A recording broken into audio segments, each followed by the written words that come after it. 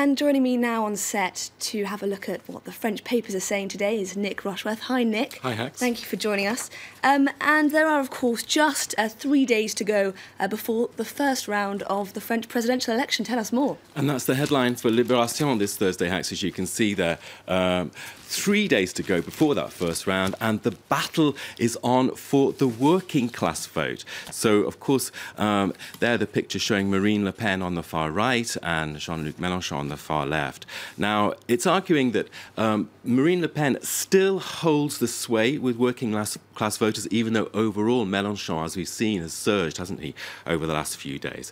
And that paper looks at the views of some of workers in a Peugeot factory in the east of the country. There you can see Sochaux in the east.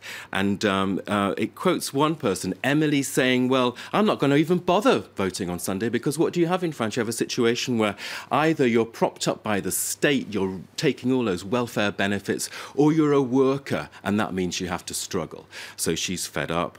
And the whole argument there is that a lot of the workers at that plant are very much drawn to the extremes, to the far right and far left, with a vote of fed-upness possible, that is for Marine Le Pen, and a vote of hope, which it says is a vote for Mélenchon. Now, Nick, unsurprisingly, L'Humanité today, this Thursday, is leading on Mélenchon. It is the communist paper, after all, and he represents more than any other candidate what that paper really wants. Well, Mélenchon, as we've seen, has been getting a lot of the buzz, hasn't he? And no surprise at all, as you say, that he would be on the front page of the communist paper. Now, he is vowing to set up, crucially, a Sixth Republic Constituent Assembly. The paper there in its front page is asking what would change in the first year, and it quotes him as saying, well, first of all, it would be a world event if for a far-left candidate to become president of France, as he sets about transforming the country. Well, what would change, perhaps, the whole link between the French Republic and money. That's what he wants to break the image of France with this whole question of certain candidates being accused of fraud. He wants to issue a ban for life of any politicians who are committing fraud.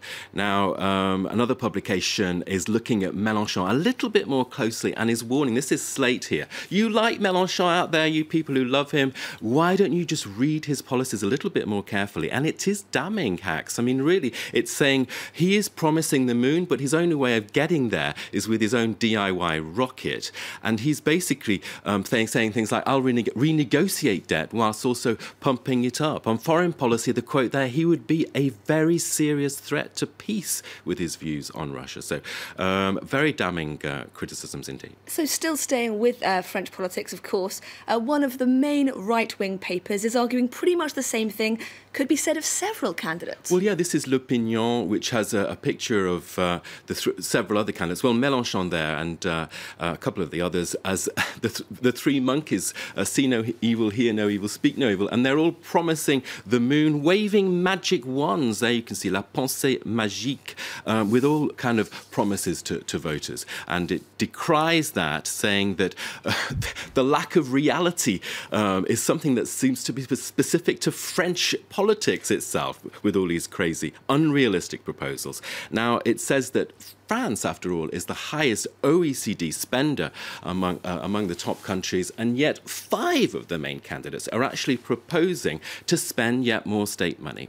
Let's go to another right-wing paper, Le Figaro, which has got François Fillon, one of the people out there who's suffering seriously through scandals and allegations of fraud. Now, he is slamming all the other candidates, saying, well, they're all just offering fairy tale proposals, and I will be in the second round and I will therefore win. And crucially, he's saying, listen, when it comes to the presidential vote, that's one thing, but when we get to the general election, the legislative vote in June, the Republicans will be the leading party. That's his argument this Thursday.